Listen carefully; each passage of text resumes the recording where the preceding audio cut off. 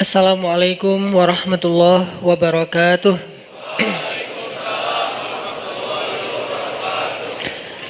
Innal hamdalillah nahmaduhu wa nasta'inuhu wa nastaghfiruh. Asyhadu an la ilaha illallah wahdahu la syarikalah wa asyhadu anna Muhammadan abduhu wa rasuluh. Radina billahi rabba wa bi Muhammadin nabiyya wa bil islami dina. Allahumma salli wa sallim wa barik ala sayyidina Muhammadin wa ala alihi wa sahbihi ajma'in. Rabbi syrah li sadri wa yassir li amri wahlul 'uqdatan min lisani yafqahu qawli. Teman-teman sekalian yang dirahmati Allah Subhanahu wa taala, yang semoga selalu dijaga hatinya oleh Allah Subhanahu wa taala agar selalu thiqah billah, agar selalu percaya dan yakin kepada Allah Subhanahu wa taala. Karena kelemahan kita itu berawal saat kita mulai meragukan Allah. Dalam segala dinamika hidup, kita selalu butuh Allah. Kita butuh Allah ketika Allah kasih kita ujian, bahkan tetap kita butuh Allah ketika Allah kasih kita nikmat. Kalau kita butuh Allah saat diuji, agar kesabaran kita terjaga. Karena orang yang tidak ditemani atau dibersamai oleh Allah Subhanahu wa taala ketika dia sedang diuji, maka dia akan mudah untuk berkeluh kesah, bahkan berputus asa. Kebersamaan Allah kepada dia saat dia diuji itu adalah Allah Subhanahu wa taala menghibur hatinya. Allah Subhanahu wa taala menenangkan hatinya. Allah Subhanahu wa taala menghidupkan hatinya dengan nikmat iman.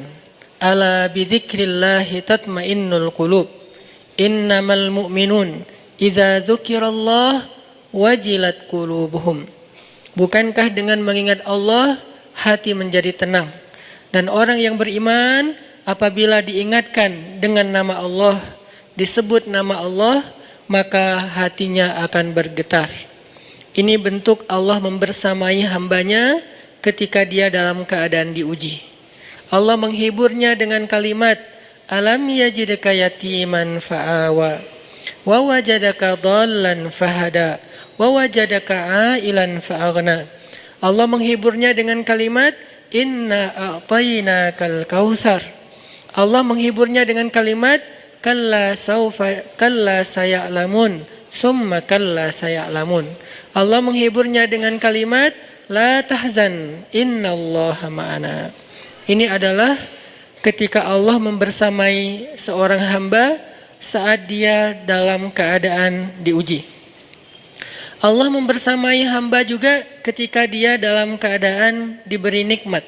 Karena tanpa itu, maka seseorang akan jatuh justru kepada dosa-dosa karena dia mendapatkan banyak kenikmatan hidup. Kalau Allah Subhanahu wa taala tidak menjaga dia saat dia diberi nikmat, maka nikmat itu justru menjadi jalan bagi dia untuk terjerumus kepada banyak dosa. Justru nikmat itulah yang menjadi penghalang bagi dia untuk mengingat Allah. Karena dia sibuk menikmati hidupnya, akhirnya dia terhalang dari mengingat Allah tepat waktu. Sibuk menikmati hidupnya, terhalang dari Allah untuk bangun tengah malam. Karena dia tidurnya larut. Kenapa tidur larut? Karena terlalu banyak yang harus dia nikmati sebelum tidur. Dia bisa makan-makan, dia bisa jalan-jalan, dia bisa ngopi, dia bisa ketemu teman, dia bisa belanja. Bahkan untuk menghadap Allah, curhat kepada Allah. Hal yang selama ini dia lakukan justru ketika dia diuji oleh Allah. Ketika diuji oleh Allah, mudah bagi dia bangkit tengah malam, curhat, sujud panjang, menangis dalam doa.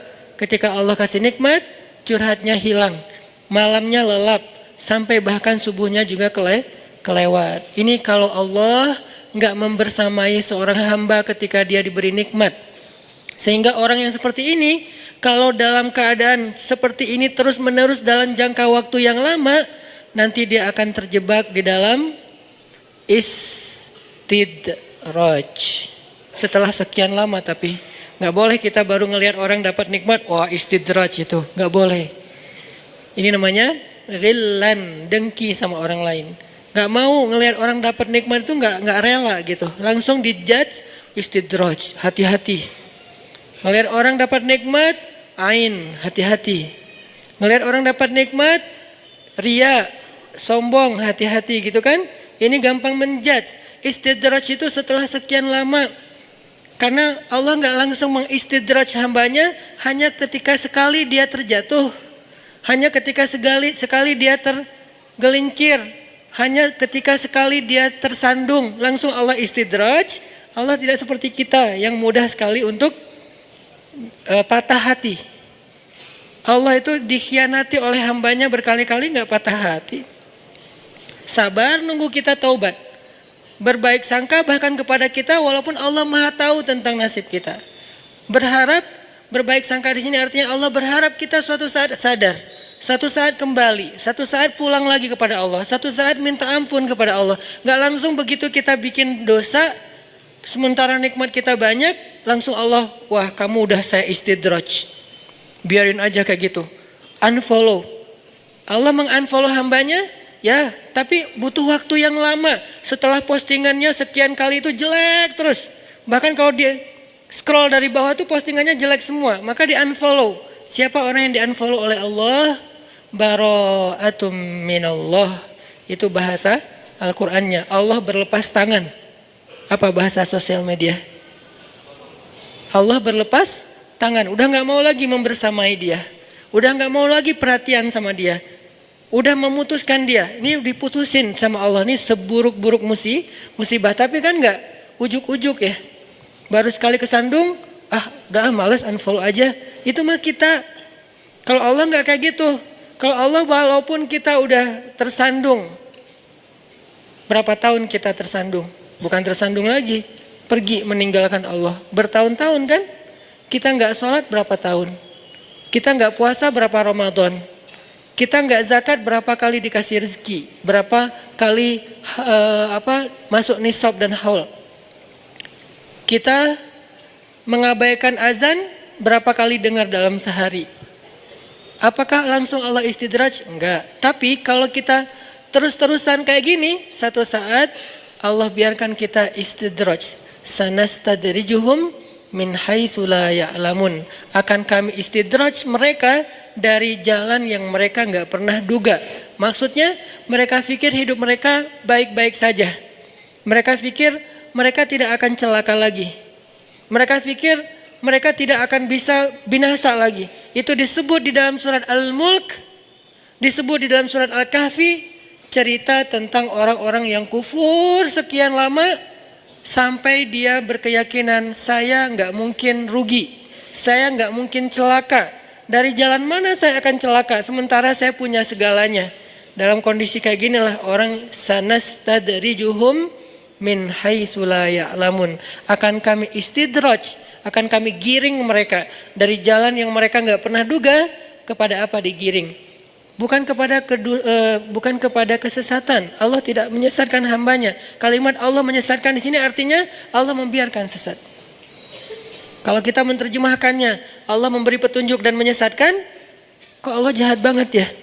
Pilih-pilih hambanya, yang ini dikasih petunjuk, yang ini dibiarkan disesatkan. Enggak, arti Allah menyesatkan bukan Allah memberi dia kesesatan. Allah tidak menyesatkan hambanya, Allah Maha Rahim, Maha Rahman. Terus arti menyesatkan di sini adalah orang yang memilih jalan kesesatan, Allah biarkan. Padahal dia sudah diberi petunjuk lewat banyak para nabi, para penasehat, para ya bolehlah disebut motivator atau apapun gitu kan. Tapi dia nggak mau dapat nasihat. Akhirnya Allah biarkanlah tersesat. Kan udah dikasih kesempatan. Ini artinya sanastadrijuhum min haitsu la ya'lamun. Artinya orang itu akan Allah giring kepada kerugian. Kalau bahasa surat Al-Baqarah, ulaikal ladzina ishtarawud dhalalata bil huda fama rabihat tijaratuhum. Tijarah mereka, dagangnya mereka, hitung-hitungannya mereka, transaksinya mereka itu fama rabihat, nggak ada rabahnya, tidak ada untungnya. Jadi mudah-mudahan Allah jaga hati kita, baik ketika kita diuji, bahkan ketika kita diberi nikmat, supaya dalam keadaan dua keadaan ini kita tetap menjadi mukmin yang ajaban, yang ideal, yang baik, yang insya Allah Allah suka sama kita. Kalau diuji sabara fakana khairallah, kalau diberi nikmat syakara fakana khairallah. Kalau dia diuji dia bersabar dan itu kebaikan untuk dia.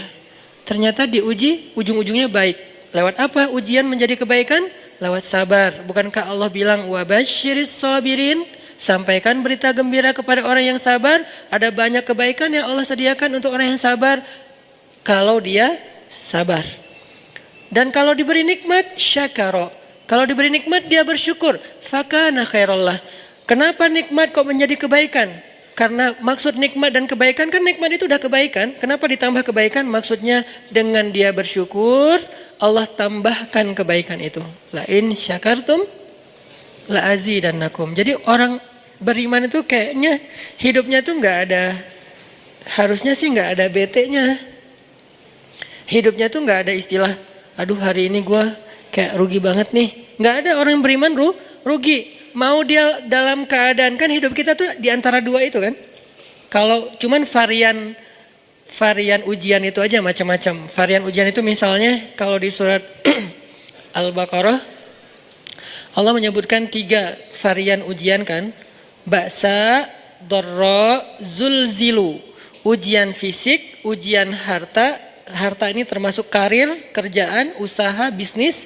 Dan ujian zulzilu, ujian perasaan, termasuk diputusin. Atau orang yang dekat sama kita jadian sama yang lain. Atau mungkin di unfollow oleh, ya gitu deh. Saya kalau udah ngebahas bab ini agak gimana gitu. Jadi 3 varian ini masuk kategori apa?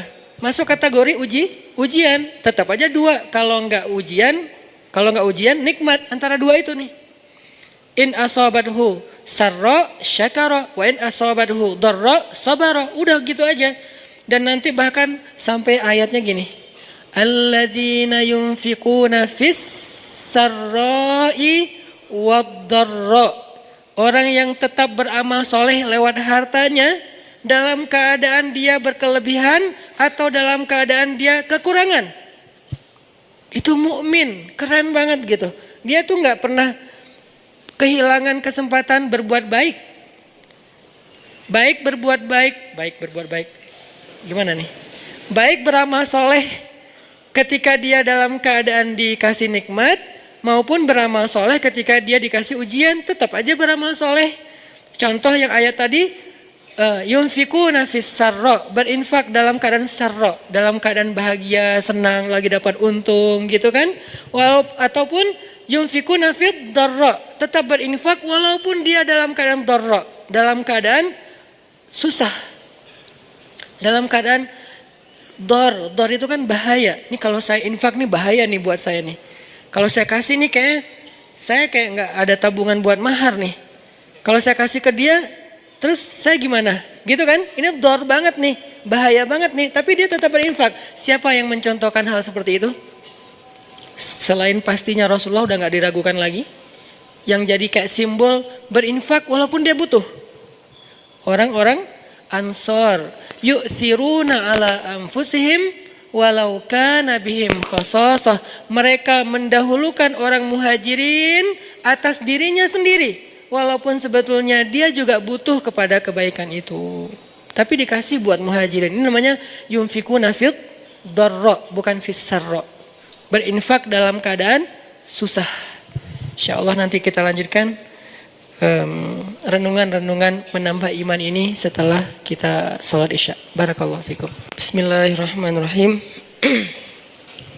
Teman-teman yang dirahmati Allah Subhanahu wa taala, tadi kita membahas tentang harapan agar Allah Subhanahu wa taala selalu menjaga hati kita agar setiap saat kita bisa thiqah billah, bisa percaya dan yakin kepada Allah. Karena Allah satu-satunya pegangan kita. Kalau kita nggak berpegang kepada Allah, jangankan saat dikasih ujian, dikasih nikmat aja bisa oleng gitu kan. Apalagi dikasih ujian. Dikasih nikmat aja bentuk olengnya apa? Masih ngeluh. Udah dikasih nikmat, masih ngeluh. Apalagi dikasih ujian lebih, bukan ngeluh lagi, keluh kesah jadinya. Dan akhirnya berputus asa. Orang yang Allah jaga hatinya dalam keadaan senang dan susah, salah satu contohnya adalah orang yang yunfiquna fis sarra'i wad dharra. Orang yang bisa tetap beramal soleh, tetap berinfak, bisa tetap bantu orang, bahkan ketika dia dalam keadaan dharra, dalam keadaan susah. Yang kadang-kadang ngebantu orang itu beresiko buat dia sendiri. Dia sendiri lagi butuh bantuan, tapi dia juga malah bantu orang lain. Selama yang dia lakuin ini tidak menzalimi hak orang-orang yang menjadi tanggungannya. Ini penting catatannya di sini nih. Jangan sampai kita menjadikan narasi ini sebagai dalil bantu orang walaupun kita dalam keadaan butuh. Kalau kita sendiri sih nggak masalah. Tapi kalau yang butuh ini adalah keluarga, maka kita harus bermusyawarah dengan keluarga kita. Mereka punya hak untuk menentukan ya atau tidak. Kalaupun tidak, kita nggak boleh menjudge mereka tidak solehah. Misalnya seorang suami lagi punya hutang. Hutang itu kan tanggungan bersama kan? Karena nanti kalau datang debt collector, kalau ada tagihan yang akan menanggung gelisah, takut, terancam, nggak nyaman itu bukan cuman suami, tapi juga istri ngerasain gak nyamannya didatengin orang yang tuh nagih hutang tuh gak nyaman. Sehingga kalau nanti ada yang harus dijual dari aset kita, kan itu bagian dari hak istri juga. Kalau perabotan rumah ada yang harus dijual, kan itu jangan-jangan itu alat senamnya istri misalnya kan ya. Jadi dia tetap menanggung konsekuensi dari resiko berhutang gitu kan. Sehingga kalau misalnya kita lagi punya hutang, terus kita mau bantu orang yang juga punya hutang, cuman dia kayak darurat banget. Kalau yang diambil itu dari bagian kita, gak apa-apa. Kita yang nanggung konsekuensinya. Tapi kalau yang diambil itu adalah bagian keluarga, gak boleh sembarangan. Mah, kan kata Ustadz juga, yunfikuna fid dharra, berinfak dalam keadaan susah. Orang-orang Ansar, yu'thiruna ala anfusihim, walau kana bihim khasasah. Kita ngeluarin dalil itu fasih, tapi ternyata salah tempat. Dalilnya nggak diragukan kesahihannya, ayatnya jelas. Apa yang ada yang di surat Al-Baqarah, ada yang surat apa itu yang yusiruna ala anfusihim. Jadi artinya nggak salah dengan dalil, tapi kurang bijaksana. Kurang apa bijaksana teh? Kurang hikmah. Kurang wise, kurang bijaksana. Kenapa? Karena Abu Bakar As-Siddiq ketika beliau menginfakkan seluruh hartanya fi sabilillah, istrinya itu adalah siapa istrinya? Asma bintu Umais. Apakah istri kita Asma bintu Umais? Bukan, istri kita Ais. Bukan Asma, beda atuh. Jadi jangan paksain Teh Ais seperti Asma. Dan Asma juga nggak terpaksa melakukan itu. Kalau istri kita sekelas dengan Asma bintu Umais, siapa Asma bintu Umais? Seorang perempuan, seorang istri yang setelah suaminya jadi khalifah, nafkahnya kurang drastis. Drop banget nih nafkah keluarganya. Saking dropnya, sampai nggak bisa makan daging, nggak sanggup beli daging. Lalu karena kangen pengen makan daging, dan pengen ngelihat suaminya juga makan daging, kasihan. Akhirnya dia sisihkan dari belanja hariannya, ditabung. Setelah beberapa lama udah cukup beli daging sedikit, nggak banyak, nggak 1 kilo, cuman sedikit. Terus dia minta izin lagi ke suaminya. Padahal kan itu bagian dia kan, hak dia kan. Karena uang nafkah itu berarti udah diberikan kepada istri. Masih minta izin. Ya wahai Abu Bakar, wahai suamiku, ini ada sisi sedikit dari uang belanja, aku sisihkan setiap hari, udah bisa beli daging sekarang, boleh nggak aku beli daging? Kasihan kamu nggak pernah makan yang lebih layak. Kata Abu Bakar, Asma, ternyata gaji saya masih lebih. Boleh nggak kalau ini kita berikan kepada Baitul Mal dan mulai bulan depan gaji saya dikurangi karena ternyata masih lebih. Apa kata Asma? Sami'na wa ata'na. Istrinya ini Asma bintu Umais, perempuan yang punya 3 suami, 3-tiganya ahli surga. Ja'far, Abu Bakar, Ali. Dan ini kisah di masa Abu Bakar. Nanti ada kisah di masa Ja'far yang juga luar biasa, yang sapu lidi itu. Ada kisah di masa Ali yang juga luar biasa, anaknya saling memamerkan ayah mereka. Karena dari 3 suami, 3-tiganya punya anak laki-laki. Anak Abu Bakar bilang ayah saya paling baik, anak Ali bilang ayah saya paling baik, anak Ja'far bilang ayah saya paling baik. Terus yang mana nih? Kan bingung Asma teh. Yang ini bilang ayah saya nih pemuda surga, sebaik-baik pemuda Makkah. Ayah saya sebaik-baik orang tua Makkah. Masing-masing membanggakan ayahnya. Masing-masing punya cerita-cerita kehebatan Asma bintu Umais. Artinya nggak bisa juga sembarangan kita mengambil hak keluarga kita lalu kita dengan alasan berinfak dalam keadaan dharra. Nggak boleh, karena itu tidak bijak. Sehingga ketika ada sahabat yang ingin menghabiskan hartanya untuk infak, minta izin ke Nabi, Nabi nanya, kamu punya keluarga? Punya anak? Punya. Ya udah, beri bagian mereka. Kalau gitu setengah ya Rasulullah? Enggak, masih kebanyakan. Kalau gitu sepertiga ya Rasulullah? Itu pun masih kebanyakan, tapi cukuplah. Sepertiga aja masih kebanyakan, tapi cukup. Lalu bagaimana dengan Abu Bakar? Abu Bakar lihat dulu, makanya kita nggak bisa memahami satu dalil tanpa mendalami konteksnya. Jangan sampai kita menggunakan cerita Abu Bakar untuk membolehkan diri kita melakukan apapun yang kita suka. Mah, papa nih pengen jadi Abu Bakar. Tugas kita didik dulu istri kita biar jadi Asma. Baru nanti kita bisa jadi Abu Bakar. Abu Bakar itu keberhasilannya bukan hanya berinfak dengan seluruh hartanya. Keberhasilan Abu Bakar juga di situ, adegan itu adalah dia berhasil mendidik Asma menjadi seorang istri yang mampu berlapang dada ketika suaminya berinfak dengan seluruh hartanya dan nggak punya apa-apa lagi yang tersisa. Tapi kalau nggak jadi seperti Asma pun jangan langsung dijudge, mamah nih jauh banget dari Asma. Ya Allah, gimana ini? Galau jangan, karena lahum darajatun inda rabbihim faddalna ba'dahum ala ba'd. Kami berikan kelebihan sebagian orang atas sebagian yang lain. Dan istri Nabi juga beda-beda kelebihannya. Para anbiya beda-beda kelebihannya. Ada para nabi yang kelebihannya lebih kepada suara. Nabi siapa? Daud. Sampai Allah Subhanahu wa taala menundukkan semesta untuk ikut berzikir bersama Daud. Yang saya menyebutnya dengan istilah konser kolosal. Tapi konsernya bukan nyanyi lagu syair, lebih kepada zikir, perform. Nabi Daud perform, tapi crowdnya itu bukan manusia. Crowdnya itu semesta, sampai angin, awan, air, semuanya crowd untuk ikut bareng dengan Nabi Daud alaihissalam. Karena memang kelebihan Nabi Daud itu suara. Dan beliau punya 70 macam suara.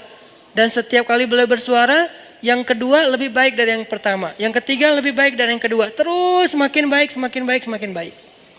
Sehingga orang yang diberikan oleh Allah nikmat suara yang bagus, doa Nabi apa?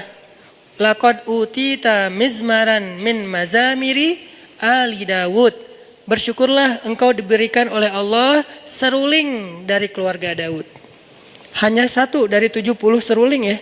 Cuman diberikan 1 seruling aja udah kita mendengar suaranya Mahir apa tuh?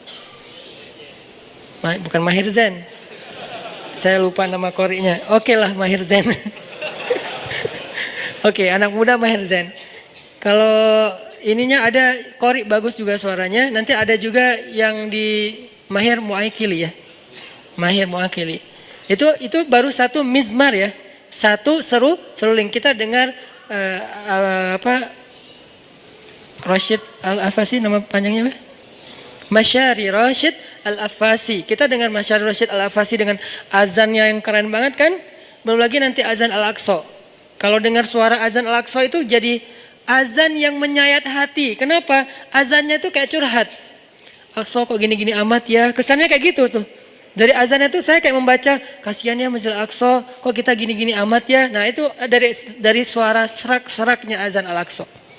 Nanti belum lagi suara bacaan Ad-Dagriri, azannya Syekh Ad-Dagriri, kalau nggak salah Hamdi Ad-Dagriri di Mekah, kayaknya ini lagi naik daun juga sekarang selain Mahir Mu'akhili. Ini semuanya mizmaran, satu seruling. Belum 70 seruling, gimana 70-nya? Jadi memang Allah kasih fadl, Allah kasih keutamaan. Nanti Nabi Sulaiman, anaknya Nabi Daud, beda lagi keutamaannya.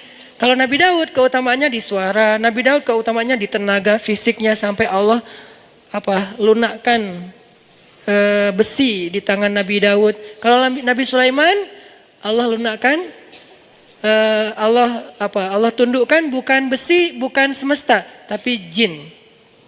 Jinnya pun bukan jin yang hanya jin beriman, bahkan jin yang tidak beriman pun tunduk. Syaitan namanya. Kalau jin beriman kan jin doang ya. Kalau jin yang tidak beriman syaitan. Syaitan aja tunduk. Kenapa? Takut sama Nabi Sulaiman. Kami tundukkan angin. Ini fadlnya Nabi Sulaiman. Nanti Nabi siapa lagi misalnya? Nabi Musa. Allah kasih fadl tersendiri berbeda dengan saudaranya Harun. Harun fadlnya lisan. Musa fadlnya kegagahannya, kekuatan azamnya, kekuatan fisiknya. Sehingga ketika mereka berdua kolaborasi, ini jadi sebuah revolusi yang luar biasa. Ngalahin Fir'aun, ngalahin Haman, ngalahin Korun, bahkan ngalahin Samiri. Kan banyak nama-nama tokoh antagonis pada era itu kan. Fir'aun, Haman, Korun, Samiri ini kan antagonis semua nih. Jadi penjahatnya. Terus superhero-nya, superhero. Jagoan-jagoannya, Musa, Harun, Masyitah, apalagi nanti Asiyah, kan banyak kan jagoan-jagoan yang keren-kerennya nih. Jadi intinya adalah fadl. Setiap orang diberikan fadl. Jadi kalau kita ngelihat ada istri, ada suami yang mungkin kalau dibandingkan dengan orang lain dia kurang di sini, jangan langsung dijudge kok dia gini-gini amat ya. Ada fadl yang dia miliki yang orang lain nggak punya. Toh sahabat juga gitu. Abu Bakar dengan Umar, coba lihat bedanya. Abu Bakar dengan kelembutannya bermanfaat untuk umat. Umar dengan ketegasannya, bukan tegas, bahkan kekerasannya juga bermanfaat untuk Umar. Nanti ada Utsman dengan malu-malunya tetap bermanfaat juga buat umat. Sifat malu aja jadi kebaikan. Ali dengan sama sih pemalu, cuman beda adegan, beda cerita. Tapi sisi lainnya Ali dengan kesatrianya bermanfaat untuk umat. Intinya teman-teman, gak boleh kita memaksa semua orang itu dengan satu model. Bahkan Allah sendiri mengatakan faddalna ba'dahum ala ba'd. Kami berikan keutamaan sebagian atas sebagian yang lain. Bahkan Nabi Sulaiman alaihissalam ketika mau memindahkan singgasananya Ratu Balqis di Yaman, Nabi Sulaiman memberikan tender kepada para pengikutnya. Siapa yang mau memindahkan singgasana Balqis? Terus ada jin, Ifrit bilang saya bisa pindahkan istana itu sebelum rapat ini bubar. Sebelum rapat ini bubar. Apa bahasa di Al-Quran? Dalam sebelum Anda bangkit. Sebelum Sulaiman bangkit dari tempat duduk. Kata ulama tafsir artinya bukan seukuran berapa detik saya bangkit. Bukan gitu. Menurut sebagian besar jumhur ulama tafsir, arti bangkit dari tempat duduk itu sebelum rapat beres. Kurang lebih 1 jam. Karena waktu itu lagi ada kongres ya. Kongres di zaman Nabi Sulaiman, kumpulin semua yang pemimpin-pemimpin kabilah, yang ahli-ahli di segala bidang, prajurit, panglima-panglima militer, kongres besar. Salah satu agendanya adalah membahas tentang masalah kerajaan Saba dengan Ratu Balqisnya. Lalu Nabi Sulaiman nanya, siapa yang bisa membawa singgasana Balqis ke sini? Kata jin Ifrit, saya bisa bawa sebelum Anda bangkit, artinya sebelum rapat usai, 1 jam kecepatan pesawat. Begitu beres rapat, udah ada singgasana di depan. Nabi Sulaiman bilang, ini kelamaan, ada yang bisa lebih cepat? Lalu berdirilah seorang hamba yang solih. Disebutkan gak namanya di ayat itu? Gak disebutkan. Kenapa? Bukan itu intinya. Yang Allah mau sampaikan kepada kita, banyak orang yang Allah berikan kelebihan tapi gak terkenal. Banyak orang yang Allah berikan kelebihan tapi dia Mungkin enggak dalam segala hal, dalam satu hal aja. Cuman bagian itu doang dia lebih, bagian yang lain Nabi Sulaiman lebih. Sehingga dia mengatakan saya bisa membawa istana Balkis dalam satu kedip mata. Kedip mata itu bukan udah ada, bukan. Menurut tafsir, makanya kita tetap harus baca tafsir. Menurut tafsir ulama, satu kedip mata itu durasi jarak antara orang yang datang di ujung jalan, kan belum ketahuan tuh siapa yang datang. Mantan kita atau mantan teman kita. Terus siapa sih? Kayak asa kenal gitu kan ya.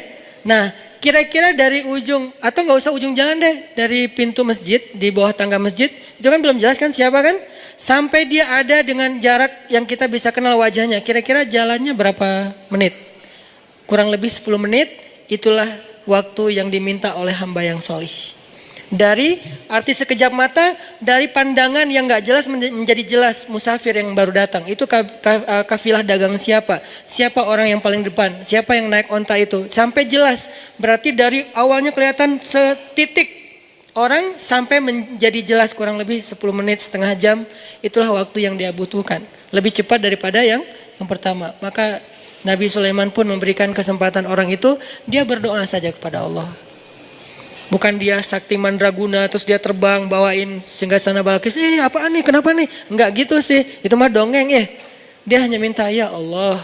Kenapa? Nih orang, nih pelajaran lain ya. Dia itu dikasih kesempatan oleh Allah Subhanahu wa taala, satu kesempatan berdoa. Dia itu dikasih satu kesempatan berdoa dan pasti Allah kabulkan. Dan kesempatan itu nggak pernah dia pakai kecuali saat itu. Ini sebagian ulama tafsir bilang kayak gini. Dia tuh dikasih kesempatan sal tu'toh. Kamu minta satu hal, nanti akan aku kasih. Dia tunggu, dia nggak langsung, oh boleh ya Allah, ya udah ya Allah saya pengen nikah. Enggak, dia tahan diri, dia ikhtiar aja. Yang itu dia nggak pakai. Jadi kartu doa yang paling diijabah itu nggak dipakai buat kebutuhan pribadi dia, untuk nikah kah, untuk dagang kah, untuk lulus kuliah kah, untuk apalah segala macam. Enggak, dia tunggu sampai yang paling penting baru dia pakai. Kapan paling penting? Ketika seorang pemimpin membutuhkan support dari dia. Siapa yang bisa support saya dalam dakwah? Siapa yang bisa support saya untuk ekspansi kekuasaan yang adil, yaitu kekuasaan agama Allah? Baru dia pakai ya Nabi ya Allah saya. Lalu dia angkat tangannya, dia bilang ya Allah, tolonglah Sulaiman, bawalah singgasana Balkis ke hadapannya sehingga engkau akan tunjukkan kekuasaanmu supaya Balkis beriman. Langsung Allah bawa. Jadi dia pakai satu-satunya kesempatan dia berdoa, bukan ngedoain orang yang udah mutusin dia tanpa alasan. Ya Allah dia jahat banget sih. Ini walaupun sebetulnya doa kita kan banyaknya kesempatannya. Ini artinya kalau sekali-kalinya kita dikasih kesempatan berdoa yang lain gak diijabah kecuali sekali, maka sebaik-baik orang yang menggunakan doa itu adalah untuk mendoakan kepemimpinan atau diberikan seorang pemimpin yang solih, pemimpin yang adil, pemimpin yang bisa menjadi khalifatullahi fil ard, menjadi wakil Allah di muka bumi. Arti wakil Allah itu menyebarkan agama Allah yang adil di muka bumi. Rahmatan lil alamin. Maaf ya agak kemana-mana nih. Sebetulnya yang mau dibahas bukan ini sih. Ini mah prolognya jadi kelamaan. Nggak apa-apa lah. Mudah-mudahan jadi motivasi ya buat kita untuk tadi intinya balik lagi ke awal. Semoga Allah menjaga hati kita dalam sikoh. Dan malam ini baru mau bahas. Dan malam ini kita akan sesuai dengan feedster yang udah disebar oleh teman-teman Shift Media. Saya akan coba sharing sedikit dari, saya yakin di sini bukan saya doang yang pernah ke Jepang. Saya mah juga baru beberapa kali doang. Pasti ada teman-teman yang mungkin udah bolak-balik ke Jepang. Agak-agak bete dikit, ke Jepang gitu. Ada yang kayak gitu mungkin ya. Ada yang pengen belanja bawang ke Jepang. Ada yang kangen udang ke Jepang. Pengen makan udang ke Jepang aja. Padahal udang banyak di sini bertebaran. Tapi pengen yang asli, yang dari Jepang misalnya. Ada yang setiap winter ke Jepang. Ada yang mungkin pernah tinggal di Jepang. Ada yang bahkan sekarang lagi tinggal di Jepang live streaming. Jadi saya bukan bermaksud lebih sok tahu daripada teman-teman. Hanya angle saya kemarin seminggu ke Jepang itu mudah-mudahan semakin menegaskan sebuah pesan yang selama ini udah kita saksikan sendiri, kita dengar dari teman atau bahkan teman-teman yang di Jepang mungkin ngalamin langsung. Tentang moral, akhlak.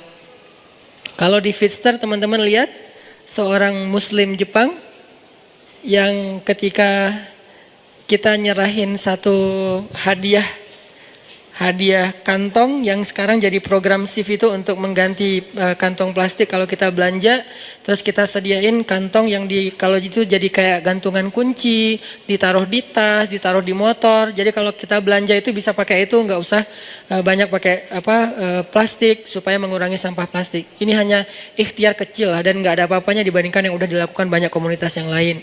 Tapi kita ingin terlibat kecil-kecilan. Kita kasih ke dia, sebetulnya sederhana sih kantong itu, harganya murah, desainnya biasa sebetulnya, cuman buat kita sih bagian dari kepedulian gitu ya. Kita serahin nih, kita serahin sama dia, coba lihat gimana ekspresinya. Kayak nggak pernah ngelihat kantong gituan ya.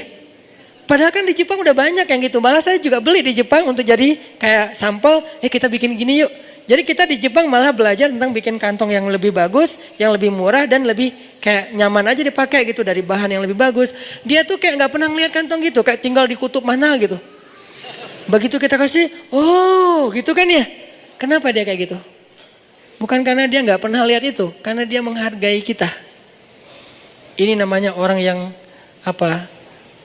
syukurnya tuh luar biasa. Makanya disebutkan oleh Kang Yusuf yang jadi sahabat kita di Jepang itu, di Jepang kan ada budaya orang berterima kasih. Berterima kasihnya tuh nggak sekali, berkali-kali.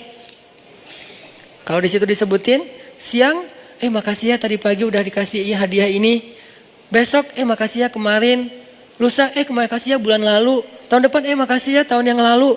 Terus aja diingat kebaikan orang. Sebetulnya teman-teman, ini bukan budaya Jepang saja. Tersalah sebut lagi. Ini bukan budaya Jepang saja. Jauh 1400 tahun yang lalu, ini adalah sebuah habit, sebuah behavior yang udah diajarin Nabi kepada orang yang beriman. Apa kata Nabi? Kalau ada orang yang berbuat baik kepada kalian, maka balaslah kebaikan itu. Kalau kalian tidak mampu membalas kebaikan itu, maka doakanlah dia seolah-olah kalian sudah membayar kebaikannya. Itu satu cara kita menghargai orang lain. Banyak hadis pastinya. Kalau ada orang yang berbuat baik kepada kalian, maka balaslah kebaikan itu. Jadi kalau dia kasih kita hadiah, balikin hadiah ke dia. Makanya bahasanya tahadu.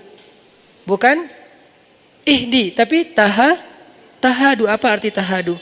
Saling memberi hadiahlah kalian. Jangan cuma nerima hadiah terus. Saling mentraktirlah kalian. Jangan cuma ditraktirin mulu. Apalagi saling share pulsalah atau kuotalah kalian. Jangan cuma minta kuota terus. Ini kan terjemahan praktis ya dari tahadu. Karena saya nggak suka menerjemahin teks Al-Quran dan hadis hanya secara teori. Kita harus mampu menerjemahkannya dalam praktek kekitaan. Kekitaan artinya sesuai dengan praktek kehidupan daily-nya kita. Kalau enggak namanya bukan penerjemah.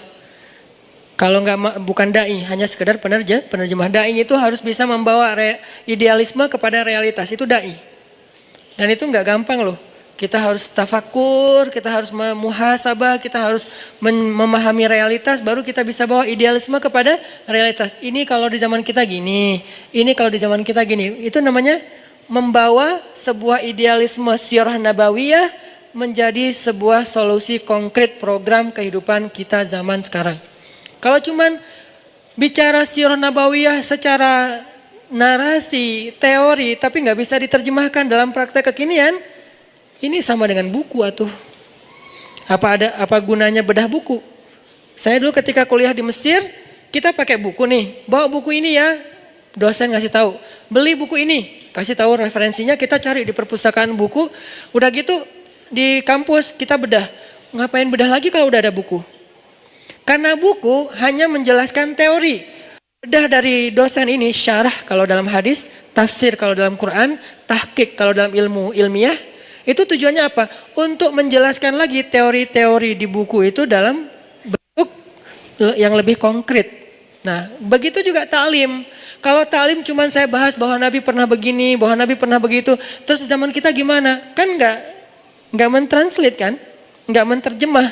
Nabi itu misalnya pernah lomba berkuda yang saya share di YouTube, pernah lomba berkuda dari Thaniyatil Wada sampai ke Masjid Bani Zuraik. Zaman kita apa? Bukan cuma berkuda. Ini berarti belum menterjemah sirah nabawiyah. Zaman kita tuh artinya riding, touring, night run kalau buat anak mobil.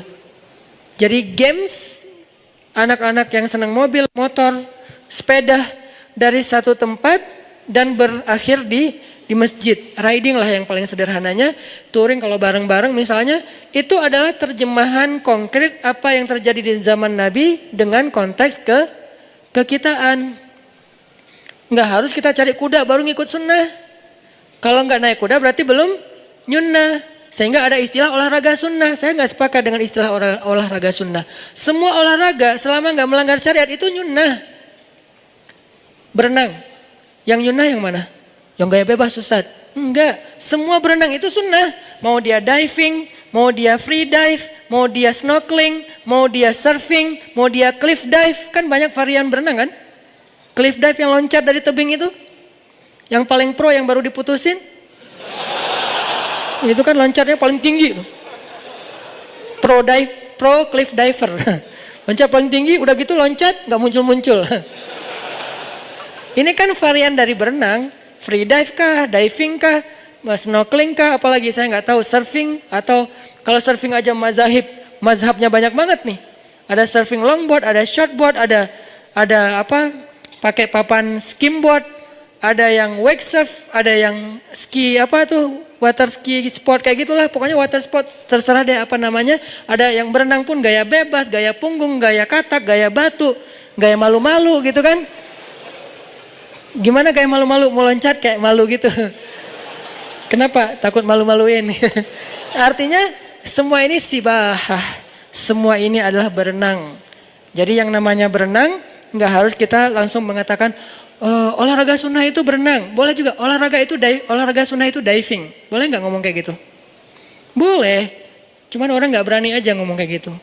Kenapa Ustadz? Soalnya mungkin dia pikir kalau keluar dari kata berenang jadi nggak islami. Padahal berenang itu kan kategori umumnya.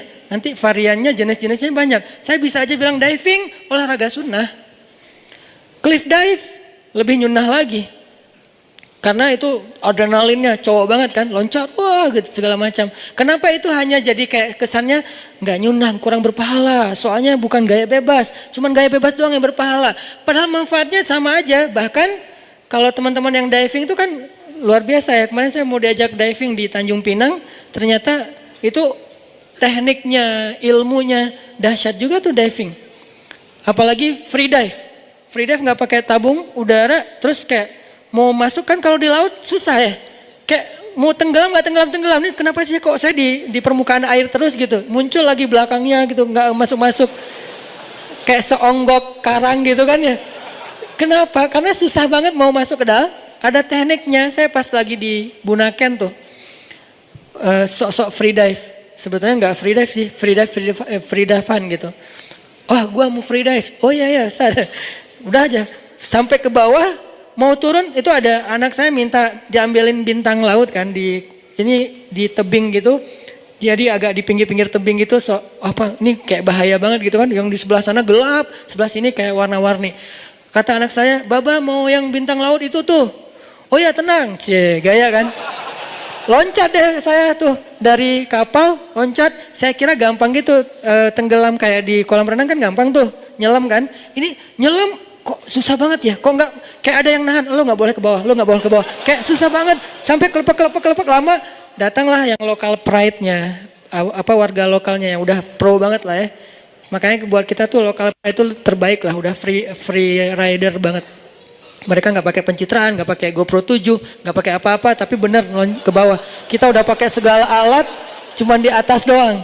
Terus diedit, posting gitu. Kalau mereka tuh bener-bener tenggelam beneran.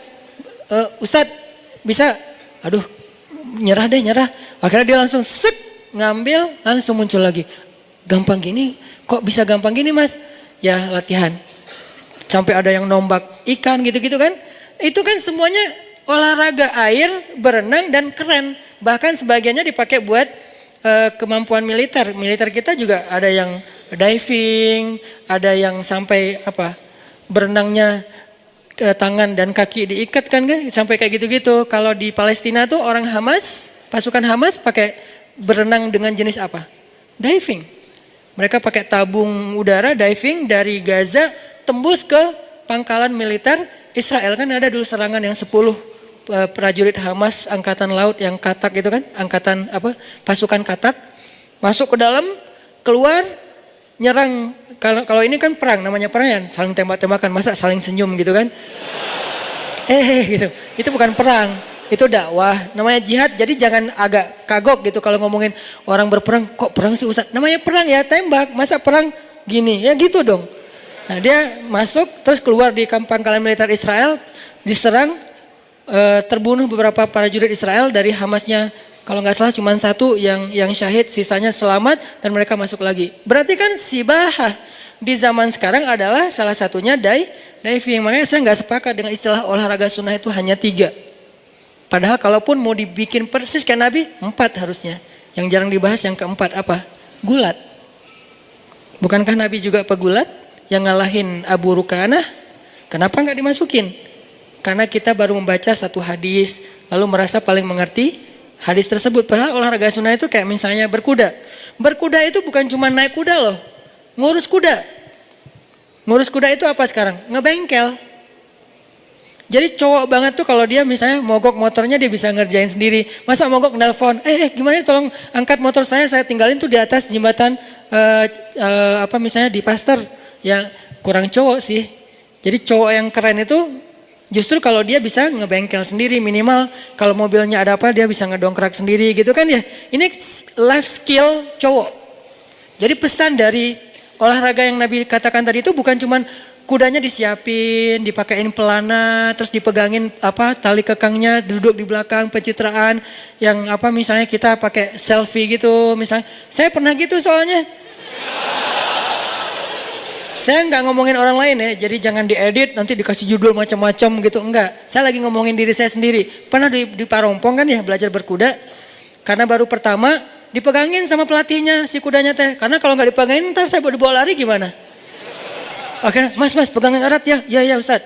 Nah dia ajarin, yang pertama Ustadz kalau berkuda itu, ini kata dia ya, nanti teman-teman yang pro penunggang kuda mungkin bisa meralat. Kata dia kuda itu kita tuh sama dia tuh harus kayak ngeklik gitu. Kita tuh harus sehati, kita tuh harus kayak saling paham gitu, saling pengertian. Kamu capek ya dah. Kita tuh harus saling pengertian gitu, dielus-elus dulu rambutnya, terus kayak dipegang-pegang gitu, saling pegangan gitu kan ya. Tapi jangan dikedip gitu, kasihan nanti. Apaan sih lo? Gue cowok tahu. Oh ya maaf ya. Terus kayak gitu-gitu, udah akrab, udah sehati gitu, baru naik. Dia nggak akan ngerjain. Kalau nggak sehati dikerjain sama dia katanya. Entah ini benar, entah ditakut-takutin. Pokoknya katanya gitu. Kalau nggak sehati, nggak akrab gitu, kudanya sebel. Apaan sih lo? Turun aja, males lah. Kan gitu kan? Kuda juga males gitu. Ngapain sih lo naik-naik ke gua? Emang gua siapa lo? Kegeeran kitanya gitu. Makanya kayak ternyata ada ilmunya, nanti cara sampai ngurus kuda. Harusnya penunggang kuda itu kan secara teori dia yang ngurus kudanya sendiri kan. Sama kayak penerjun kan dia yang ngelipat parasutnya sendiri kan, bukan dilipat sama teman. Karena itu bahaya sekali kalau dilipat sama orang lain, nggak tahu ada apa, dan dia harus make sure kalau ini udah aman, dan kalau dia nanti buka di udara terbuka. Kalau dilipat sama teman bahaya. Termasuk berkuda, dia ngurus kuda sendiri sampai sepatu kuda dan segala macam. Ini nih ilmu berkuda, jadi bukan cuman menunggang, tapi termasuk ngurus kuda. Kalau motor bukan cuman riding, termasuk ngurus motornya, servisnya, dia bersihin motornya. Kalau ada yang rusak, minimal ganti oli deh. Ini life skill. Ini nih sunnah Nabi SAW. Jadi buat saya kurang sepakat dengan istilah olahraga sunnah. Semua olahraga itu sunnah. Jadi teman-teman yang senang dengan segala macam jenis olahraga, dengan syarat satu aja, tidak melanggar syariat. Apa melanggar syariat? 1, membuka aurat. Kan jelas kan? Kalau membuka aurat bukan olahraganya berarti, tinggal kita tutup aja. Satu, membuka aurat. Dua, olahraganya misalnya sampai menzolimi orang lain. Tiga, misalnya ada judinya di dalamnya gitu kan, kompetisi ada judinya. Kalau nggak melanggar syariat ya nggak masalah. Main bola nyunah nggak? Nyunah. Dari mana main bola nyunah? Ada hadis. Makanya kalau baca sirah Nabi itu yang banyak adegannya tuh, biar kita open minded, terbuka. Oh ternyata ada juga yang adegan gini. Main bola itu di zaman Nabi yang dipakai apa? Jin. Bolanya itu bukan karet, jin. Pro siapa coba? Freestyler, jin. Ah nih gue lagi sebel banget sama jin nih gitu-gitu. Wes, jinnya Yang di mana tuh? Jin yang masih kayak anak yang baru latihan, kayak jin masih amatiran. Dia tuh lagi kayak apa ya? Lagi kayak apa istilahnya kalau di kita? Lagi training ya. Jin lagi training, amatiran. Trainingnya apa? Training menggoda orang lagi sholat. Cuman salah milih sasaran. Targetnya legend. Rasulullah targetnya. Kan ini kayak nggak sebanding banget ya. Harusnya ada targetnya orang yang baru masuk Islam kah? Atau siapalah yang masih lemah imannya. Ini targetnya legend. Yang paling keren di antara umat manusia, Rasulullah. Itu ditargetin sama dia. Sementara dia masih training. Nggak ngerti cara ngegodain orang. Wah ini lagi ada tahajud nih. Cowok ini gua godain deh. Nabi digodain. Nabi lagi Allahu Akbar baca ayat. Wah dia udah jungkir balik, udah segala macam. Wah udah heboh gitu, norak gak jelas gitu kan. Nabi biasa-biasa aja. Loh kok lo biasa aja sih? Lo siapa sih? Gak kenal sama Rasul. Soalnya dia kayak gak ngecek dulu siapa targetnya. Gak buka dulu akun-akunnya apa nih, siapa sih ini. Jadi dia kayak terlalu sembrono lah. Sampai udah jungkir balik Nabi biasa-biasa aja. Nabi selesai salam, dipegang sama Nabi. Hah? Kok dia bisa megang gua? Dipegang sama Nabi, diuyel-uyel. Uyel-uyel itu apa? Iya, digitu-gituin, jadi bulat kayak bola, terus diikat, ditaruh di tiang masjid. Nih Masjid Nabawi ya. Gak usah dibahas bab itu deh. Dikit aja. Kan Masjid Nabawi itu ada dua area kan? Ada area tertutup kayak gini. Itu dipakai ibadah, dipakai itikaf, pakai sholat. Ada area terbuka namanya sahan. Atau kalau bahasa arsitek atau muzammil, courtyard. Memang dalam masjid juga. Nah di situ digantung tuh di tiang Masjid Nabawi bola api jin. Dia menyala seperti api tapi tidak membakar apa-apa. Digantung di tiang masjid. Nunggu sampai subuh. Begitu subuh anak-anak kecil Madinah kan pada subuh berjamaah tuh. Mereka kan sunrise lover semua kan. Pada senang dengan waktu subuh. Karena waktu subuh itu waktu paling baik untuk orang yang beriman kan kata Nabi. Jadi pada bangun anak-anak kecil, kita ke masjid yuk. Anak-anak kayak ukuran pinupin gitu. Tapi sahabat-sahabat gitu kan. Anak-anak kecil, emang anak-anak di bawah 10 tahun. Ke masjid, ramai kan anak kecil ke masjid. Subuh-subuh kan seru banget ya. Subuh-subuh anak kecil pada ketemu gengnya. Ke masjid ramai-ramai. Begitu masuk masjid ngelihat, kok ada lampu apa tuh kayak bola? Wah ya habis subuh kita main bola itu ya. Pada bisik-bisik gitu. Habis subuh pengen main bola itu. Begitu selesai subuh Nabi ngambil bolanya dilepaskan. Pergi jinnya. Jangan balik lagi ya. Ya maaf salah target. Pergi aja dia. Kata Nabi apa? Kalau bukan karena doa saudaraku Sulaiman. Akan aku biarkan jin ini jadi bola ditendang oleh anak-anak di kota Madinah. Berarti sepak bola udah ada pada masa itu, cuman contoh dalilnya bola api jin. Kalau sekarang mungkin menyambut satu Muharram gitu kan ya, atau menjelang Ramadan kan suka ada kayak kegiatan seru-seruan tuh, sepak bola api gitu kan. Yang buat saya sih itu namanya local pride. Salah satu kebanggaan lokal lah, selama tidak membahayakan dan tidak berlebihan sih, ya namanya juga seru-seruan, masa nggak boleh gitu kan? Selama nggak ada keyakinan, ini api sebelum kita main sepak-sepak, kasihan ntar gini-gini dulu, kita nyembah-nyembah dulu, kita ada kayak ritual dulu, enggak sih, cuman main doang, seru-seruan. Itu mungkin asal muasalnya yang tadi. Cuman kalau ini api beneran, kalau itu jin. Kalau jin di zaman kita kan mungkin nggak akan ketendang ya. Kalaupun ketendang nggak ada yang berani juga kali kan ya. Jin. Innalillah auzubillahi minasyaitonirrajim. Pada lari gitu. Ayat kursi keluar, Yasin segala macam. Sahabat saking jago nggak pakai ayat kursi, tendangan aja. Namanya juga jin. Akhirnya jinnya dilepas sama Nabi. Kenapa dilepas? Bukan karena kasihan. Dia tuh harusnya dikasih pelajaran sama Nabi. Cuman kenapa dilepas? Nabi menghargai doa Sulaiman Apa doa Sulaiman? Ya Allah, beri saya kekuasaan yang tidak Engkau berikan kepada orang setelah saya.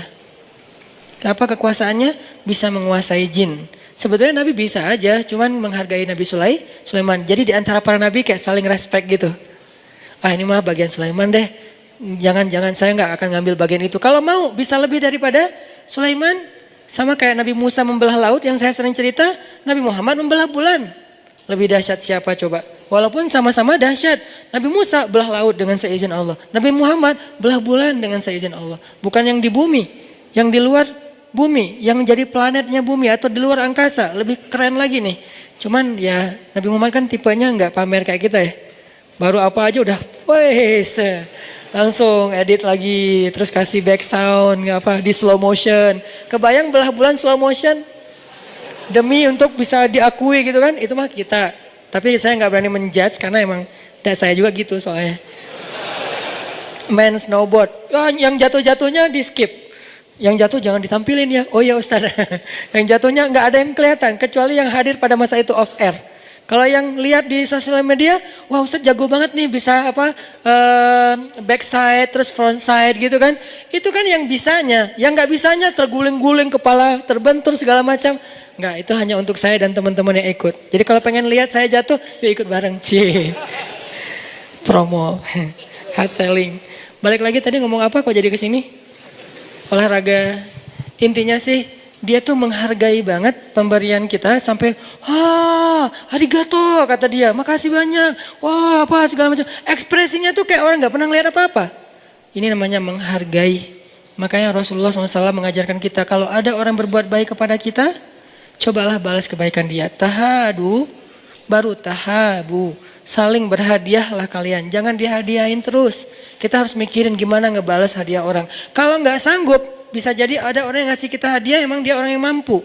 Kalau kita balas takutnya buat dia nggak terlalu berharga gitu kan. Kayak misalnya kita dikasih barang branded. Dan dia mampu beli barang itu dengan harga yang sekian.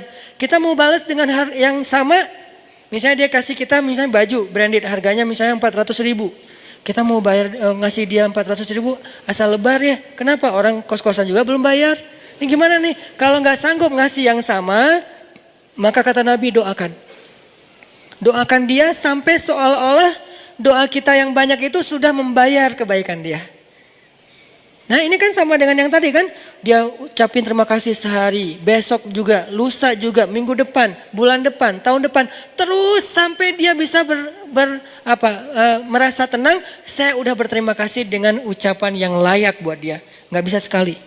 Bukan, oh ya thanks. Gak gitu.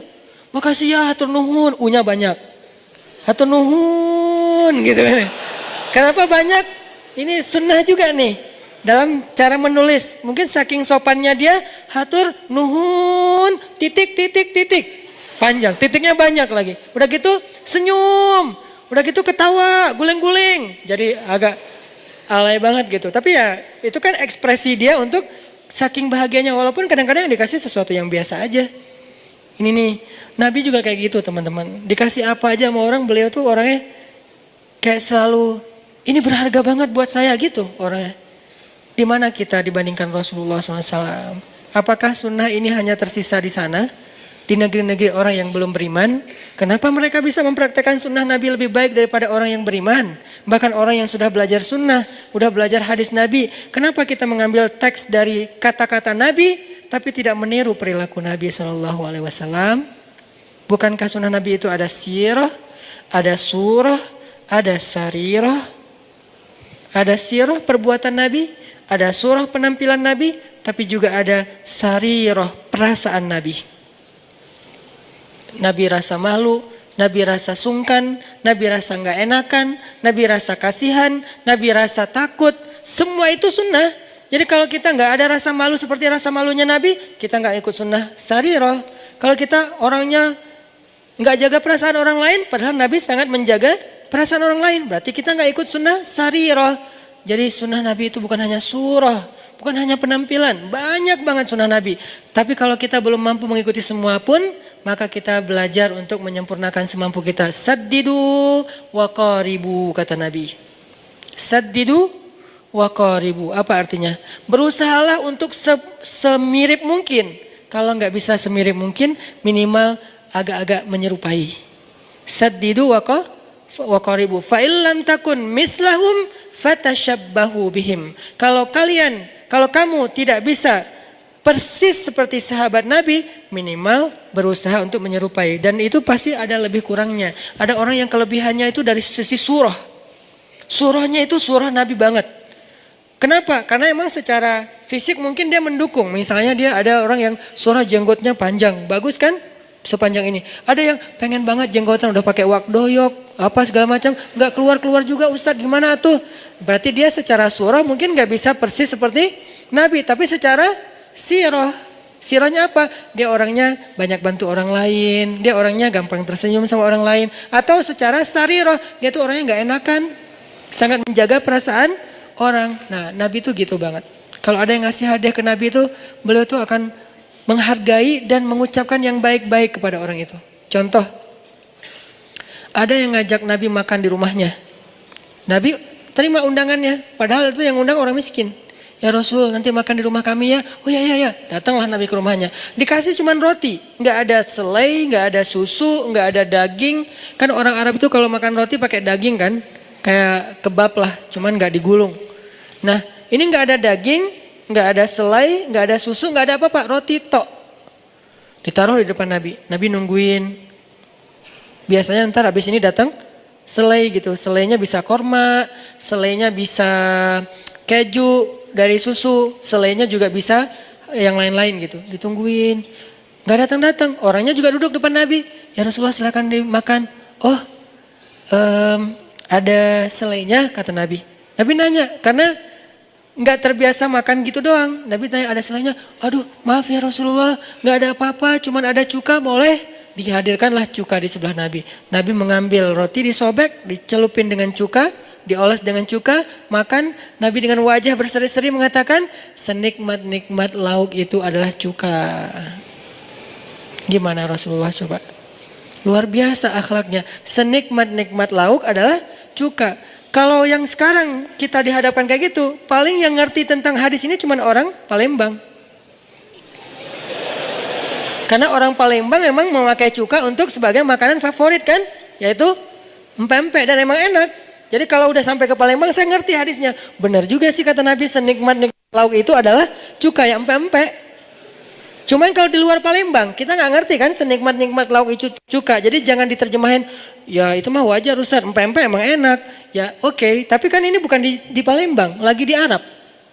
Orang Arab nggak tahu empek-empek. Jadi makan si roti teh pakai cuka itu nggak biasa di mereka. Sehingga ketika Nabi mengatakan senikmat-nikmat lauk itu cuka dengan wajah berseri-seri dan makannya seolah-olah enak banget makanannya itu teh. Kalau kita kan, oh ya. Terus kayak colek dikit, aduh saya tadi pagi sarapannya udah 2 kali, kenyang maaf ya. Itu paling sopan tuh, itu udah paling sopan kan kita. Kalau Nabi lebih dari itu sopan santunnya. Senikmat-nikmat lauk cuka, tambah makan sampai orang. Gimana caranya membahagiakan yang memberi makanan. Nabi itu nggak pengen banget ngecewain orang yang ngasih beliau makanan. Itu tadi kita lihat dalam Fister, oh arigato, apa segala, kayak nggak pernah lihat, apa ini saya belum pernah lihat seumur hidup. Seolah-olah gitu kan. Ini cara dia mengapresiat orang yang memberikan hadiah kecil yang tadi. Itu tuh akhlak keren banget. Apa salahnya kita belajar kepada orang yang belum beriman pun kalau itu kebaikan? Bukankah kita disuruh ambil nasihat dari siapapun walaupun dari mulut budak Habasyah? Terimalah kebenaran walaupun itu keluar dari mulut budak Habasyah. Emangnya itu nggak ada di Madinah? Ada tapi bagian yang berbeda. Nggak ada di Mekah? Ada tapi bagian yang berbeda. Cuman udah jarang juga saya lihat sekarang.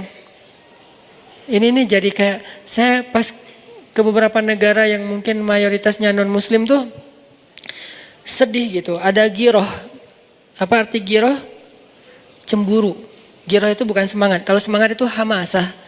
Kalau giroh itu artinya cemburu. Ada giroh, cemburu. Kok bisa ya negeri orang yang gak beriman tapi kok akhlaknya seperti Rasul dan seperti zaman nggak seperti Rasul sih, seperti zaman Rasul yang diajarkan seperti yang diajarkan Rasul. Kok di negeri orang yang beriman susah tersenyum, nanya alamat aja dia marah-marah, nanya toilet aja dia nggak mau ladenin.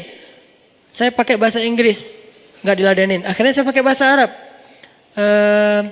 Ainal hammam, saya tanya. Dia ngomong aja sama temannya, teh, ngasih teh, minum teh. Hammam fen, saya tanya. Terus aja. Saya pikir dia nggak dengar. Akhirnya saya keras lagi suara saya. Ya Haji, fen hammam. Marah dia. Astagfirullahaladzim.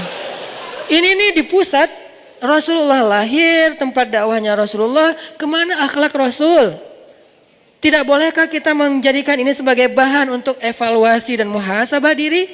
Apakah kita nggak boleh mengevaluasi seolah-olah udah suci semuanya? Yang suci itu Rasul dan ajarannya. Tetapi pengikutnya kita berbeda-beda. Ada yang imannya lemah, ada yang imannya kuat. Cuman kenyataannya sekarang secara sosial prihatin sih. Agak krisis. Di pusat yang harusnya orang ngelihat inilah Islam, malah ngelihat kok Islam gini. Ini kan kasihan ya. Jadi ini adalah bentuk ghirah kita. Kita pengen Mekah lebih daripada Tokyo. Kita pengen Madinah lebih daripada di negeri-negeri lain dalam sosial, bukan dalam ritual ya. Kalau ritual udah pastilah terbaik karena itu pusat ibadah seluruh dunia. Tapi dalam sosial ada orang soleh banyak. Cuman yang keseharian kita lihat sampai di jalan-jalan manggil artis Indonesia kan ya. Kita bawa istri, saya marah kalau istri saya dipanggil dengan nama artis yang mungkin lagi apa gitu di Indonesia. Apa gitu kan, nggak boleh disebut namanya kan. Itu kan sering tuh. Yang di Madinah kita datang ke hotel, kadang-kadang saya kayak digini-giniin gitu. Haji, apaan sih lo? Gitu. Jadi kayak, kenapa sih kok saya dicolek-colek gitu kan, saya ngerasa kayak ternodai sih. Kenapa kayak gini gitu? Kenapa nggak kayak tersenyum, kayak akhlaknya baik, nggak maksain orang kalau belanja, jangan bohong kalau lagi dagang, jangan apa dijelek-jelekin satu bangsa, satu kabilah. Indonesia bakhil. Ngapain dia menghina Indonesia? Kenapa kalau Malaysia dia Malaysia good, Indonesia bakhil kata dia. Saya kan tersinggung karena saya mau beli parfum. Parfumnya tuh emang mahal sih. Ada Oud Arabi gitu kan, parfum dari kayu asli Arab gitu. Saya masuk, dari mana? Indonesia. Udah keluar aja, keluar. Hah? Kenapa? Kamu nggak sanggup beli? Orang Indonesia tuh nggak sanggup beli yang kayak gini-gini. Astagfirullahaladzim. Berapa harganya? Sekian ribu real. Oh iya nggak sanggup. Assalamualaikum. Emang nggak sanggup gitu. Tapi kan orang Indonesia nggak semuanya kayak saya tuh ya. Banyak yang kaya yang sanggup beli kan. Saya doang yang kebenaran lagi apes nggak sanggup beli. Dulu. Waktu itu masih mahasiswa soalnya. Mahasiswa tahu sendiri kan, kita kan prihatin banget. Saya pernah jadi mahasiswa, teman-teman sebagian mahasiswa tahulah gimana pun orang tuanya mampu kadang-kadang kita irit gitu kan. Datang kenapa usah datang ke situ? Penasaran aja kok wangi dari setiap lewat wangi. Saya pengen, siapa tahu saya bisa beli 100 mili aja. Berapa? Sekian ribu real. 100 mili harganya jutaan. Berarti sekali saya oles 100 ribu atuh. Wah, lebar, pergi aja saya. Assalamualaikum, Indonesia, ruh. Besok-besoknya teman saya nyamar. Dari mana? Malaysia. Sahib. Mau pilih yang mana?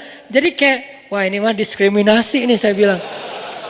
Akhlak, kalau pas ini bukan membanding-bandingkan, tapi kayak saya pengen ini bisa nggak sih kalau nggak ada di Mekah Madinah sekarang mungkin ya udah di Bandung deh, di Indonesia deh. Orang Jepang nanya, dari mana? Indonesia. Wah Indonesia. Dia kayak senang. Padahal kan kita banyak impor barang dari mereka kan. Jadi mereka kayak ngerasa, oh kalian kan ngambilnya dari saya. Nggak ngerasa gitu, kayak ngerasa besar kepala. Ini akhlak teman-teman. Di mana dalil yang kita baca, kok nggak terwujud dalam akhlak kita? Gimana cara mereka menghargai orang lain? Gimana cara, walaupun tetap ada masalah pasti. Nggak ada manusia yang sempurna. Pasti ada, saya kan nggak mau membahas sisi negatifnya. Karena saya nggak mau menjudge. Ada sih sisi negatifnya, masalah mental mereka yang rapuh, masalah sampai tuh ada yang aneh-aneh di sana tuh. Katanya nggak mau dibahas Ustaz. Ya udah deh, nggak usah dibahas. Ini dikit aja nih, penasaran. Ini kan kayak pecin gitu ya. Kayak cemilan yang ada pecinnya kan enak gitu kan udah makan. Sampai teman saya bilang gini, Ustaz tahu nggak di sini tuh banyak jasa-jasa unik loh. Ya apa? Ada jasa teman curhat. Saking nggak punya teman curhat, ada jasa kalau jadi teman curhat dibayar. Jadi kalau yang kurang kerjaan, kita bisa ke Jepang jadi teman curhat.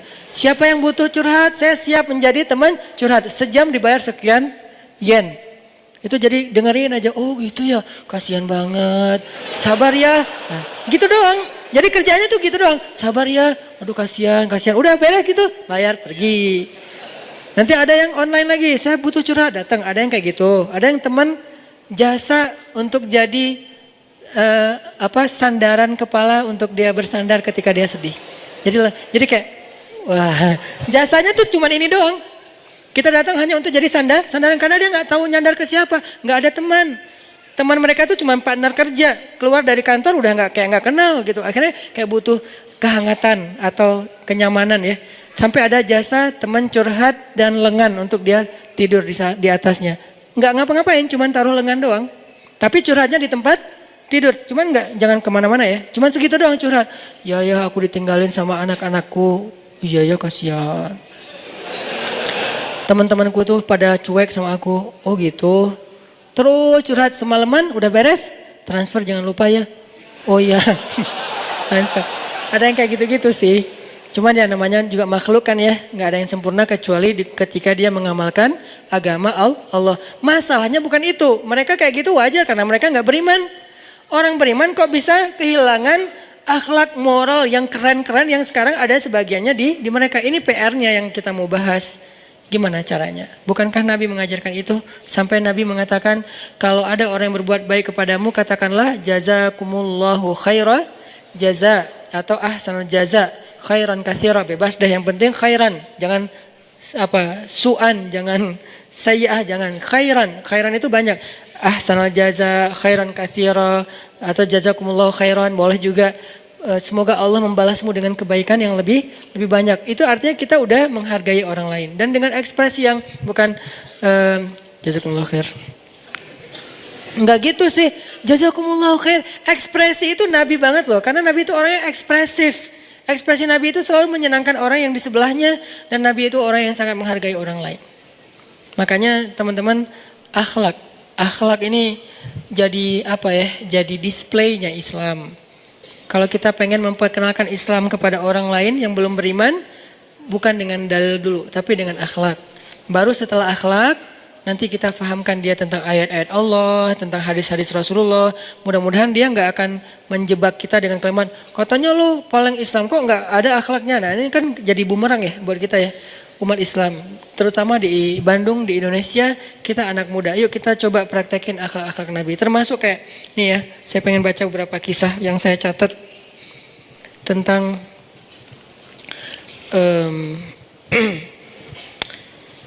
Nabi ketika sedang dalam keadaan perang Khandak. Perang Khandak itu cerita yang paling fenomenal itu kan pas lagi menggali parit kan. Nabi lagi gali parit Khandak dengan para sahabat. Nabi itu ikut turun juga gali parit dengan para sahabat sampai beliau angkat-angkat tanah kayak gitu. Seluruh tubuh beliau itu kotor bukan kotor sih, berlumur tanah gitu karena tanah nggak kotor. Jangan bilang, di pakaian kita ada tanah jadi nggak bisa dipakai sholat. Enggak, tanah itu nggak kotor. Tanah itu alat bersuci kedua setelah air kan. Jadi tanah itu nggak disebut sebagai kotoran. Kotoran itu yang terlihat dan tercium bahwa itu memang kotoran. Kalau nggak terlihat, nggak tercium, dianggap tidak ada. Secara fikih tidak terlihat, tidak tercium berarti dianggap tidak ada. Kan tadi kita jalan kemana-mana, siapa tahu ada kotoran. Lihat aja ada nggak? Nggak ada. Cium ada nggak? Nggak ada. Berarti nggak ada. Kalau ternyata ada, la yukallifullahu nafsan illa wus'aha. Allah maafin karena emang itu di luar taklif kita, kemampuan kita. Jadi Nabi lagi angkat-angkat tanah dan sahabat kasihan ngelihat Nabi.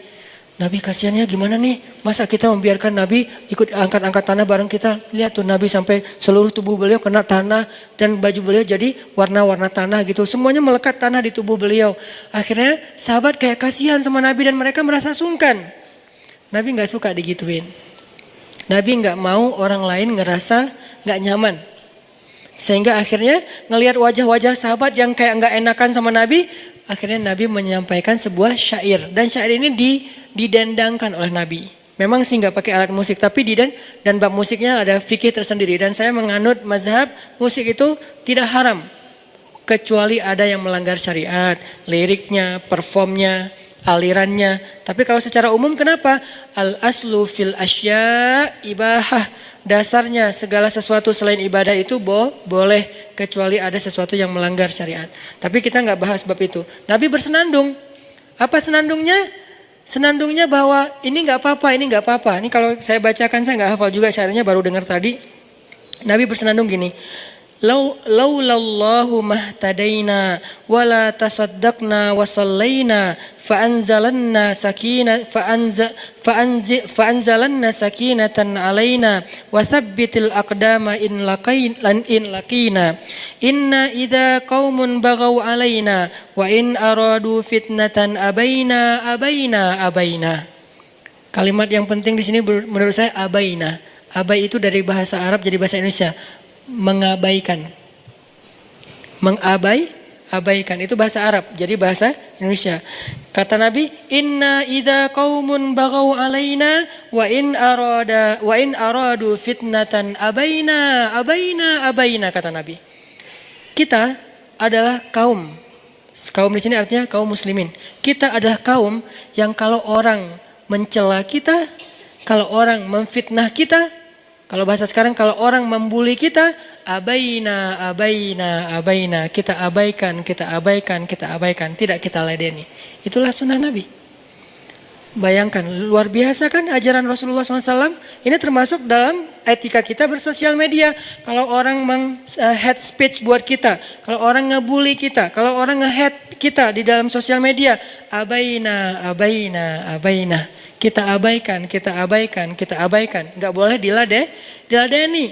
Ini Nabi bacakan ketika para sahabat merasa gak nyaman. Nabi ikut angkat-angkat tanah bersama mereka. Lalu Nabi bersyair. Kalau kita terjemahin satu persatu kata Nabi, laulallahu mahtadaina, kalau bukan karena Allah kita nggak dapat petunjuk. Wala tasaddaqna wasallaina, kita nggak akan ngerti cara untuk bersedekah dan sholat.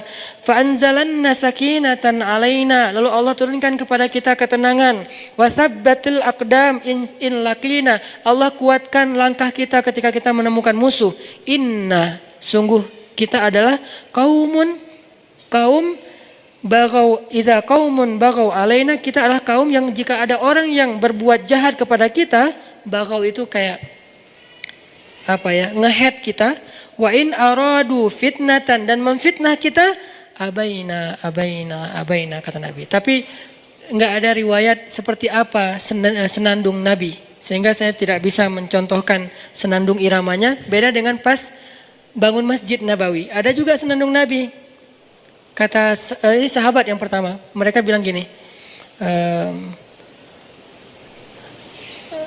la isha illa ishal akhirah, Allahumma arham ansara wal muhajirah, la in qa'adna wa nabiyyu ya'malu, fadhaka minnal amalul mudallalu, la isha illa ishal akhirah, Allahumma arham ansara wal muhajirah. Diikutin rame-rame. Kebayang ya? Ini acara mereka lagi bangun masjid tapi sambil bersenandung supaya enggak boring. Kan kata Ali bin Abi Thalib, rawihul qulub, senangkan hati kalian. Supaya apa? Karena hati itu kadang juga bisa bosan, sebagaimana tubuh juga bisa capek. Maka rawihul qulub. Akhirnya Ali juga sambil ngangkat-ngangkat, sambil nyemen gitu, dia ngecor. La in qa'adna wa nabiyyu ya'malu, fadzaka minnal amalul mudallalu. Mereka saling, yang ujung sana, la in qa'adna wa nabiyyu ya'malu. Coba nanti para penyair, para komposer lagu bikin ini jadi salah satu lagu favorit anak muda. Karena ini adalah lagu yang dibaca oleh mereka. La isha illa ishal akhirah. Kita nyebutnya nasyid. La isha illa ishal akhirah. Allahumma arham ansara wal muhajirah. Yang ujung sana ngelihat, wah, seru ya, yang kelompok ini kan mereka beda-beda kelompok kan. Ada yang bagian ngecor, ada yang bagian apa, ada yang ngaduk-ngaduk semen, ada yang pasirnya dihalus-halusin gitu kan. Bagi-bagi tugas nih. Yang pojok sana, wah kita lebih bagus lagi. Akhirnya kan saut-sautan gitu. Siapa yang paling kelompoknya suaranya bagus. La in qa'adna wa nabiyyu ya'malu, sambil bawa-bawa batu. Fadzaka minnal amalul mudallalu. Artinya apa? Kalau kita duduk-duduk aja, Nabi itu bekerja loh. Apa kita nggak malu? Itu maksudnya.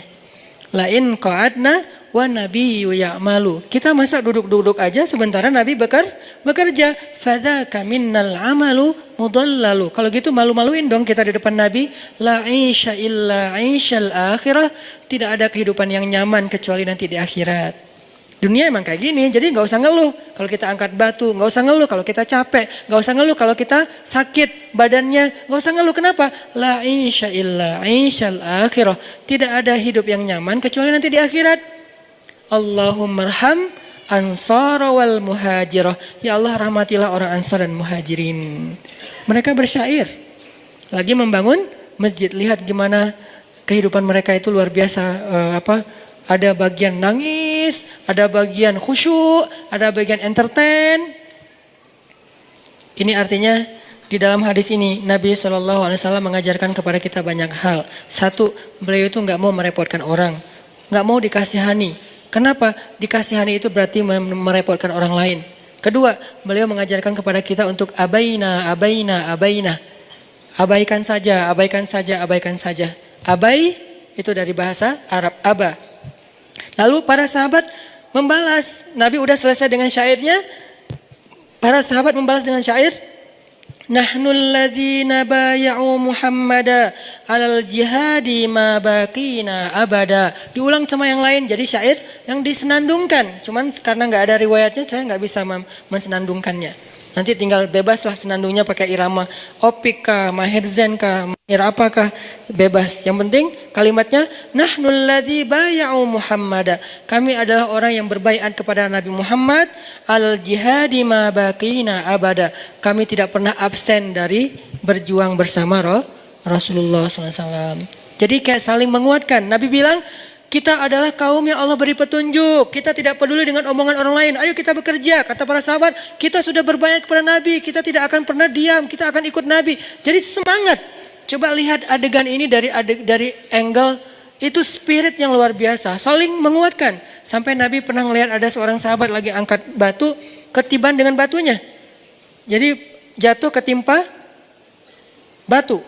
Jadi dia angkat batu gitu, karena nggak kuat, jatuh, terus batunya menimpa dia, terus dia kayak berat gitu. Sahabat-sahabat yang lain mengatakan dengan syair-syair mereka, ayo bangkit, yang engkau bawa itu adalah dosa-dosa, Pas dia tahu ini dosa, dia angkat sama dia. Kenapa? Dia dikuatkan sama yang lain. Kalau dia mampu memikul itu di dunia, nanti dia tidak akan memikul lagi dosa di akhirat. Ini kan lewat syair, tidak melulu lewat ceramah. Bahkan lewat syair-syair yang disenandungkan, mereka memberi semangat, mereka memberi nasihat, mereka menguatkan motivasi kepada yang lain. Berarti ada atau nasyid di zaman sahabat. Soal alat musiknya, ini perbedaan fikih. Yang jelas secara umum, ghina, nasyid, ada. Yang dimaksud dengan ghina yang nggak boleh itu adalah yang tadi secara performnya. Cewek yang mungkin di depan cowok, kemudian suaranya jangankan nyanyi ya, ngomong dilembut-lembutin kan nggak boleh kan? Angkat telepon, halo, oh iya, kayak orang baru bangun tidur gitu nggak boleh. Biasa aja, halo, oh ya, oh iya, nggak gitu-gitu juga sih. Kadang ada juga suara cewek itu nggak dilembut-lembutin juga udah, aduh astagfirullahaladzim, gimana nih?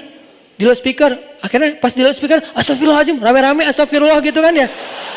Kenapa? Suaranya emang keren sih, mungkin dia bekas penyiar kali. Nah suara penyiar kan bagus ya, atau dia seorang vokalis juga mungkin emang suaranya bagus. Ya sewajarnya aja, semampu kita jangan sampai udah suara bagus dilembut-lembutin lagi tuh, nggak boleh kan? Makanya Allah mengatakan di Al-Quran itu, janganlah kalian melembut-lembutkan suara kalian ketika kalian berbicara. Kenapa? Takutnya nanti ada orang yang hatinya itu nggak siap. Nggak semua cowok itu, gue biasa aja, yang lain nggak gitu. Ada yang kita biasa aja, ada yang teman kita udah luar biasa. Diam-diam dia kayak gak bisa tidur gitu. Bagus banget ya suaranya ya, gitu kan. Ada gak sih yang kayak gitu? Ada.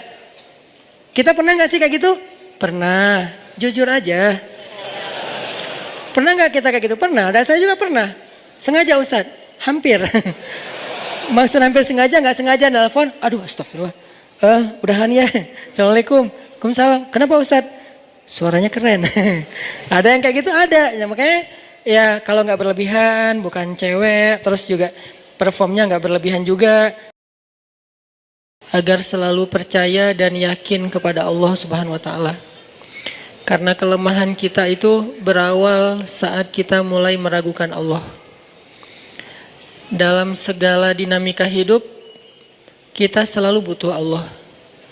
Kita butuh Allah ketika Allah kasih kita ujian, bahkan tetap kita butuh Allah ketika Allah kasih kita nikmat. Kalau kita butuh Allah saat diuji, agar kesabaran kita terjaga. Karena orang yang tidak ditemani atau dibersamai oleh Allah Subhanahu wa taala ketika dia sedang diuji, maka dia akan mudah untuk berkeluh kesah, bahkan berputus asa. Kebersamaan Allah kepada dia saat dia diuji itu adalah Allah Subhanahu wa taala menghibur hatinya. Allah Subhanahu wa taala menenangkan hatinya. Allah Subhanahu wa taala menghidupkan hatinya dengan nikmat iman. Ala bidzikrillahi tatmainnul qulub. Innamal mu'minun idza dzukirallah wajilat qulubuhum. Bukankah dengan mengingat Allah hati menjadi tenang? Dan orang yang beriman apabila diingatkan dengan nama Allah, disebut nama Allah, maka hatinya akan bergetar. Ini bentuk Allah membersamai hambanya ketika dia dalam keadaan diuji. Allah menghiburnya dengan kalimat, alam yajidka yatiman fa'awa, wa wajadaka dhallan fahada, wa wajadaka ailan fa'aghna. Allah menghiburnya dengan kalimat, inna a'tainakal kautsar. Allah menghiburnya dengan kalimat, kalla saya'lamun, summa kalla saya'lamun. Allah menghiburnya dengan kalimat, la tahzan, innallaha ma'ana. Ini adalah ketika Allah membersamai seorang hamba saat dia dalam keadaan diuji. Allah membersamai hamba juga ketika dia dalam keadaan diberi nikmat. Karena tanpa itu, maka seseorang akan jatuh justru kepada dosa-dosa karena dia mendapatkan banyak kenikmatan hidup. Kalau Allah Subhanahu wa taala tidak menjaga dia saat dia diberi nikmat, maka nikmat itu justru menjadi jalan bagi dia untuk terjerumus kepada banyak dosa. Justru nikmat itulah yang menjadi penghalang bagi dia untuk mengingat Allah, karena dia sibuk menikmati hidupnya, akhirnya dia terhalang dari mengingat Allah tepat waktu. Sibuk menikmati hidupnya, terhalang dari Allah untuk bangun tengah malam. Karena dia tidurnya larut. Kenapa tidur larut? Karena terlalu banyak yang harus dia nikmati sebelum tidur. Dia bisa makan-makan, dia bisa jalan-jalan, dia bisa ngopi, dia bisa ketemu teman, dia bisa belanja. Bahkan bangun untuk menghadap Allah, curhat kepada Allah. Hal yang selama ini dia lakukan justru ketika dia diuji oleh Allah.